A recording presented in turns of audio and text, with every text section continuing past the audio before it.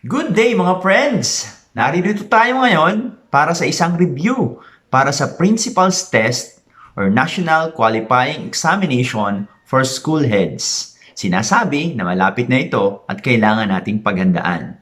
Kaya ginawa ko ang video series na to para sa mga aspiring principals na dating dinaanan ko. Nag-exam, sumubok, at pinalad. Kaya ngayon, naririto ako parang tumulong at mag-review sa mga aspiring principals. Kaya panoorin ang video na to. At syempre, mag-like, mag-share, mag-comment, at mag-subscribe sa Aris Barrago Vlogs. Sige, start na tayo!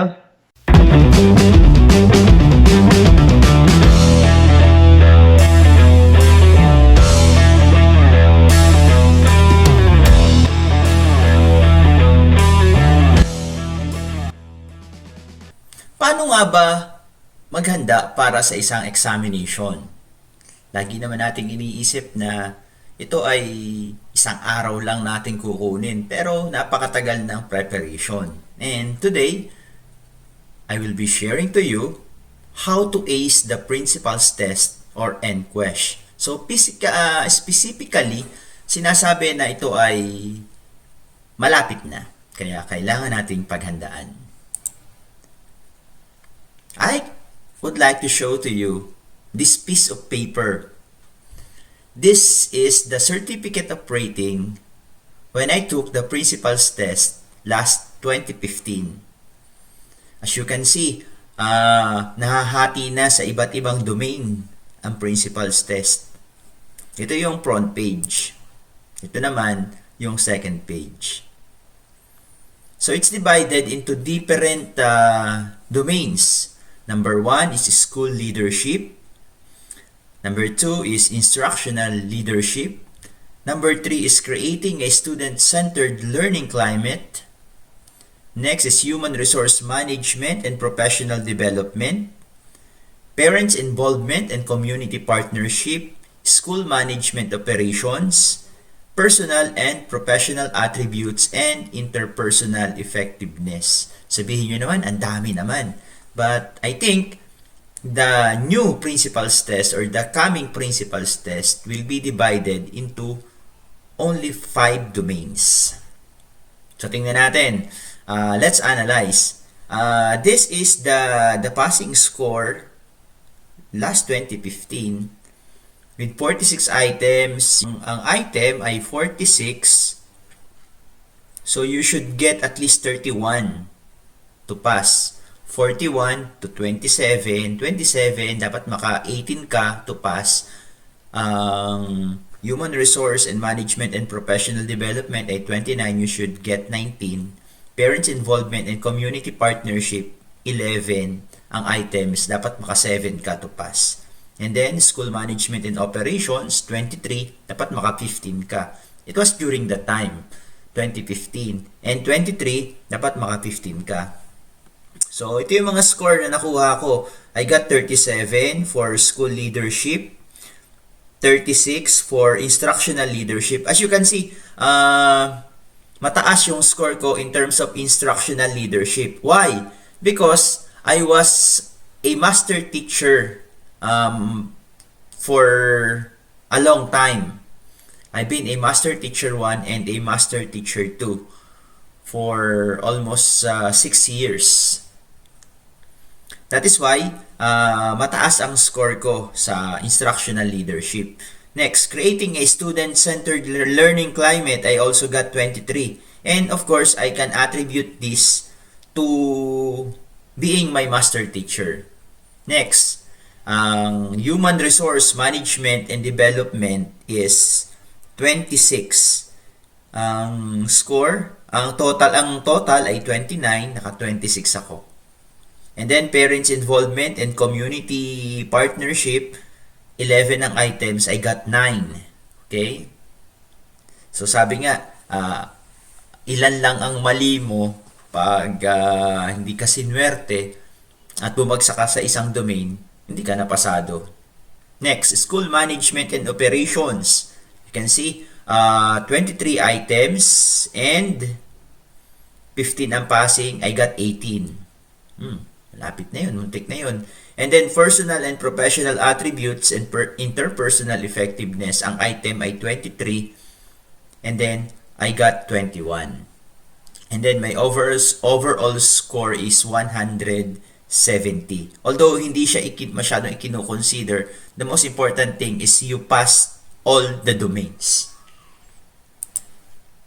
So this is my journey and I would like to share this to you for all of you to be inspired.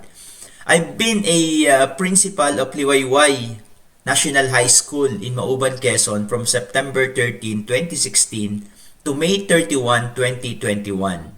And then I passed the CESWE or the Career Executive Service written exam in December 9, 2018.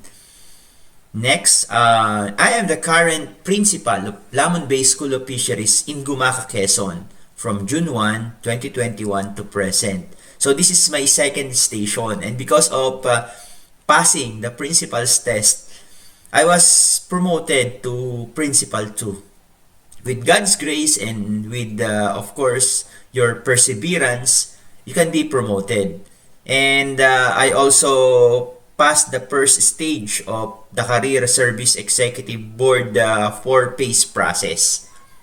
Yan kasing requirement, you can take the CESWE after 2 years of being a principal within the range of, starting from salary grade 18. Later on, I will be doing a vlog pertaining to CESWE, and I'm also planning to conduct a review series for CESWE, for civil service, and this will be my service to the people.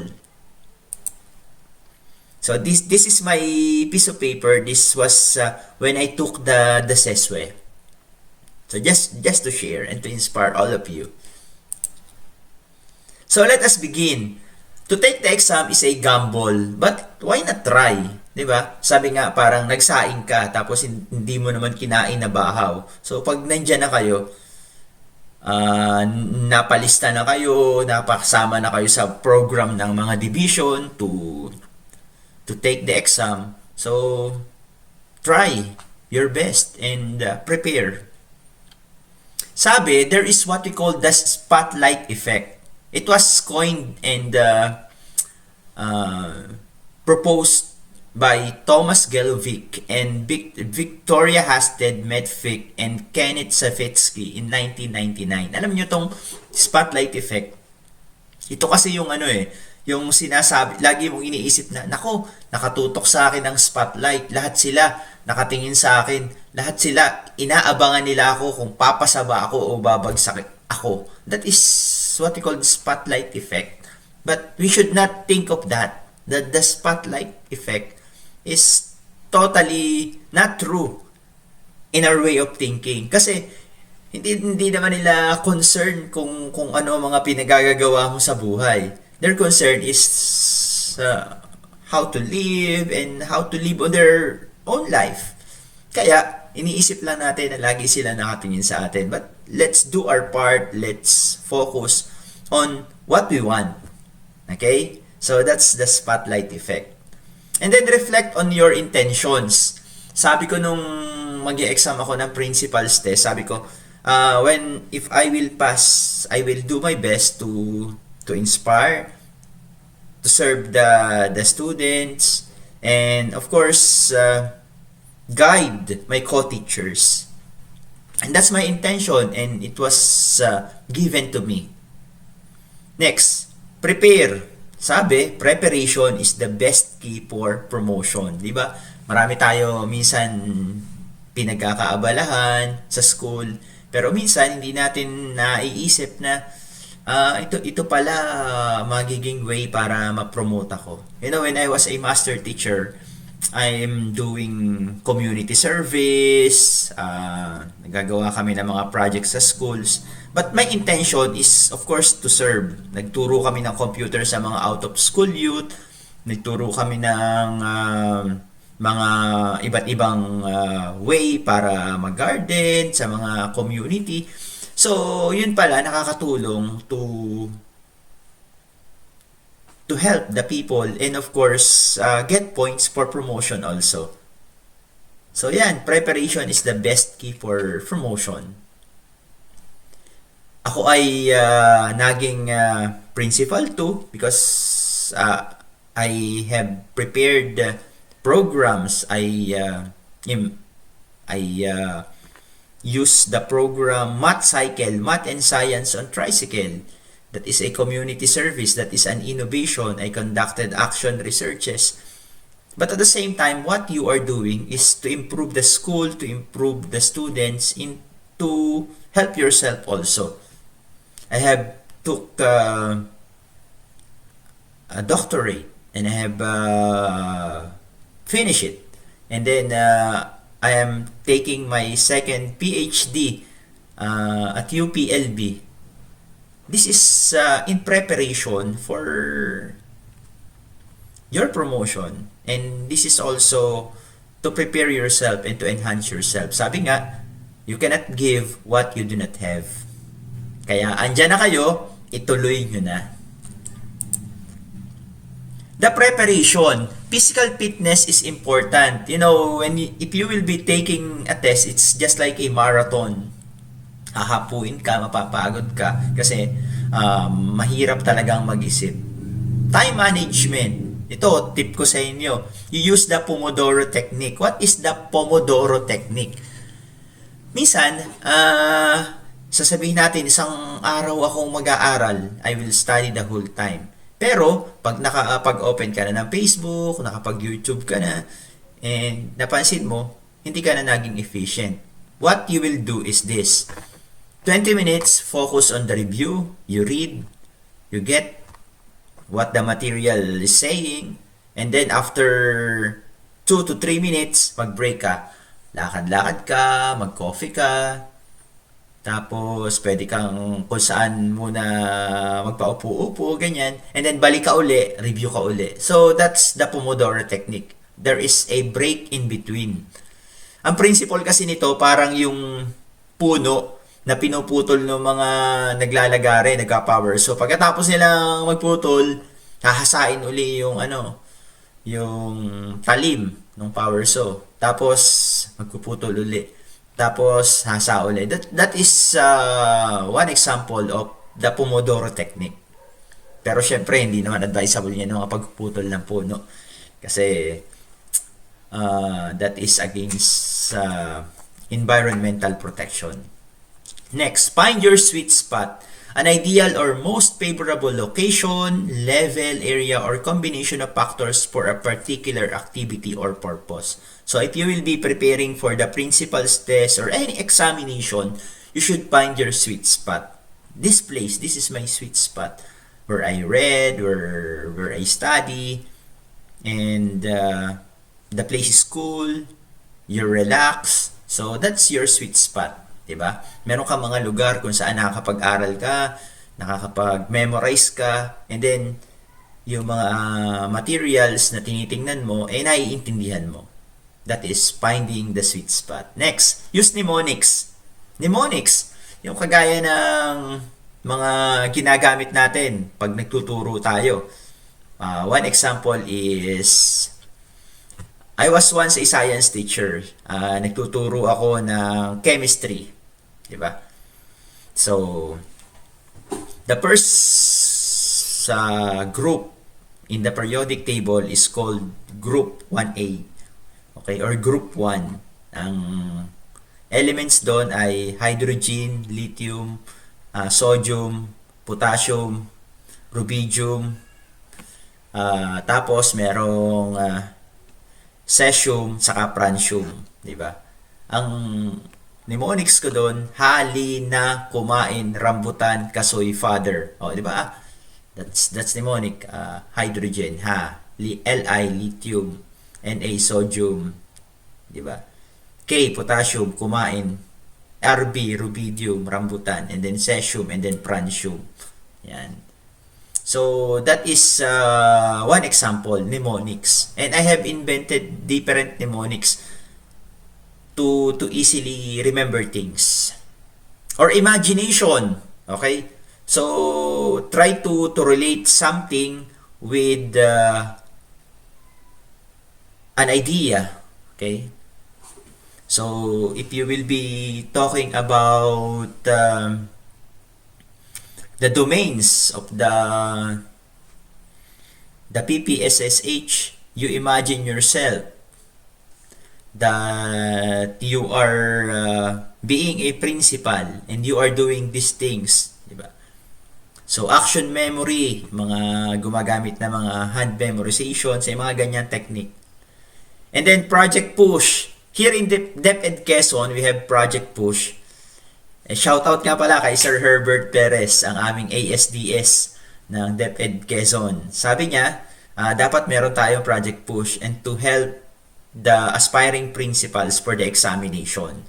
And the meaning of this program is professional upliftment for school heads in the division of Quezon. And they have finished the review from Team Erich. And I am doing this as an initiative, additional material for the aspiring principals. Of course, also in support to this program. And lastly, you should believe and pray that you will pass the test. Okay? Believe and pray that you will pass the test. So according to this memorandum, this is from Jesus L.R. Mateo about the conduct of the National Qualifying Examination for School Heads or Nqesh 2021. Ang sabi dito, DepEd moves towards the competency HR. The Nqesh will remain its primary mechanism to safeguard and gauge the competency and quality of the aspiring school leaders in DepEd schools. In view thereof, please be informed that the Nqesh shall resume this year. The schedule and other details shall be announced on the second quarter of 2021. So January, February, March, that's the first quarter. March, April, May, June, wala pang announcement. So definitely mag-a-announce yan baka itong third quarter. Siguro talaga naging busy and because of the pandemic, hindi na siya na-announce. But it will definitely push through.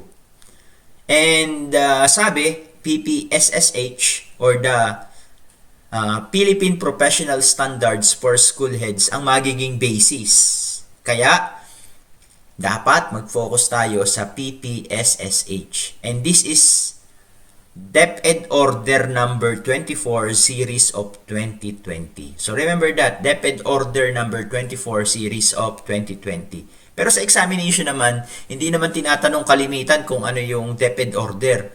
What you should be familiar is the content, what the memorandum is saying.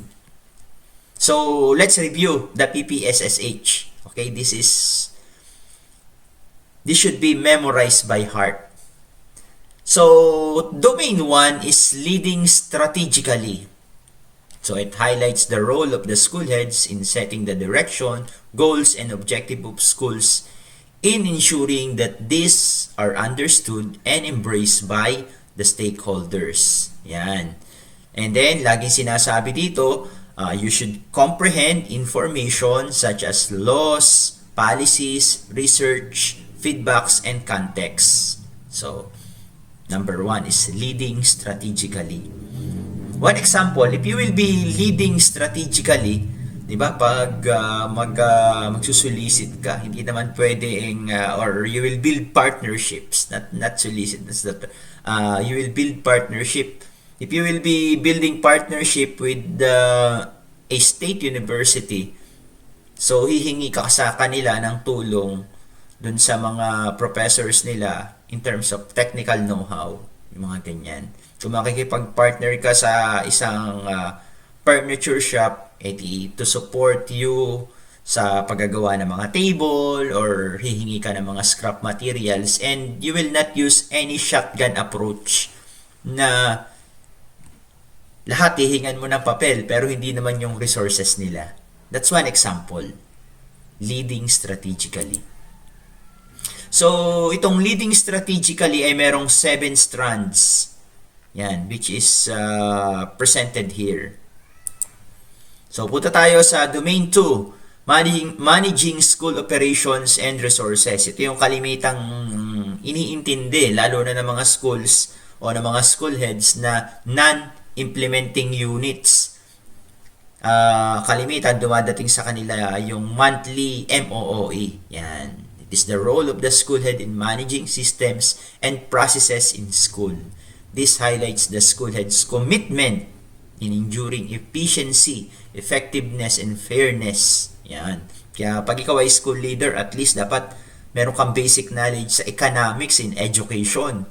Alam mo kung ano yung mga return of investment na makakatulong sa'yo para ma-manage mo yung mga resources ng school. Again, sabi sa second paragraph, dapat naiintindihan mo yung mga laws, policies, guidelines, and issuances related to the management of human, financial, and material resources. So, that's domain 2.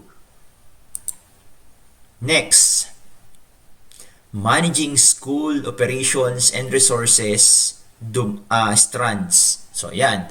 Merong dyang records management, financial management, school facilities and equipment, management of staff, school facility for disaster preparedness, mitigation and resiliency, and emerging opportunities and challenges. Yan. So, yan yung kanyang strands. Okay? Next, PPSSH Domain 3, focusing on teaching and learning. Diba? Sabi ko sa inyo, nung nag-exam ako, mataas ang aking score pagdating sa teaching and learning. It's because I was a master teacher.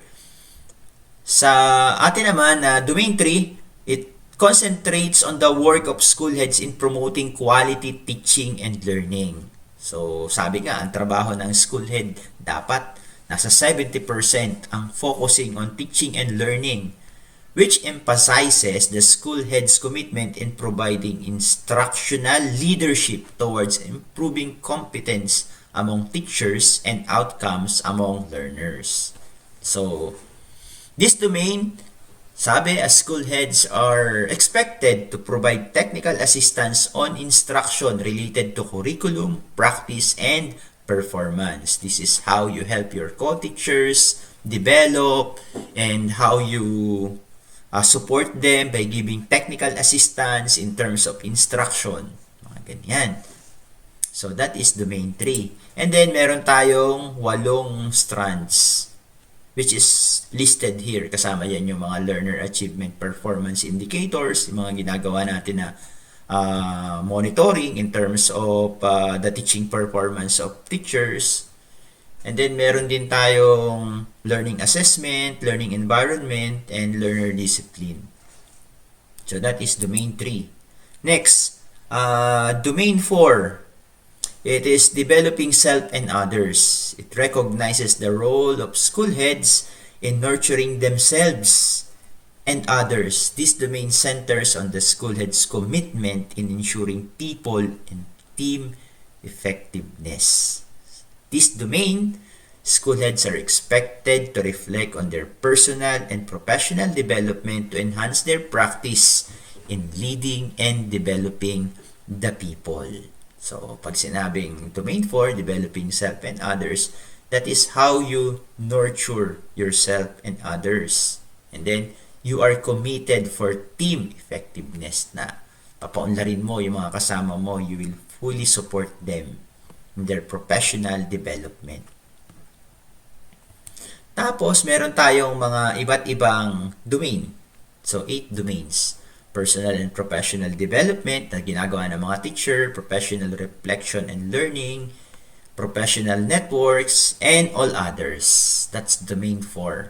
And the last, building connections. It underscores the school head's competence in engaging the stakeholders in initiatives toward improvement of school and community. So, ito na yung mga partnership na sinasabi natin. In this domain, school heads are expected to be responsible and accountable for inculcating a deeper understanding of the vision, mission, core values, and directions of the school. So, Ito yung kanyang strands. Meron siyang 5. Management of diverse relationship, management of school organization, inclusive practice, communication, and community engagement. So that's the 5 domains of the Philippine Professional Standards for School Heads. So, paano ngayon yan tatandaan? Dapat gamitan natin ang mnemonics, and I have a sample for you. So, what I use is LMF, diba? Or, you can use laging mag-face mask, diba? LMF, DV. Okay? Laging mag-face mask, diba? So, what is L? Leading strategically. Managing school operations. Diba? So, isipin mo lang yung mga unang letters, tapos maaalala mo na, yun nga pala yung second domain. Yan. So, ngayon, tingnan natin yung F. Focusing on teaching and learning. D. Developing self and others. And then, B is building connections. So, that is the mnemonics. Laging mag-face mask, diba? So, you have to memorize. And because of this mnemonic, you can easily memorize the 5 domains of the PPSSH. So, thank you and see you on the next lecture series. And please like, share, comment, and subscribe to Aris Barrago Vlogs. Thank you and good day. God bless us all.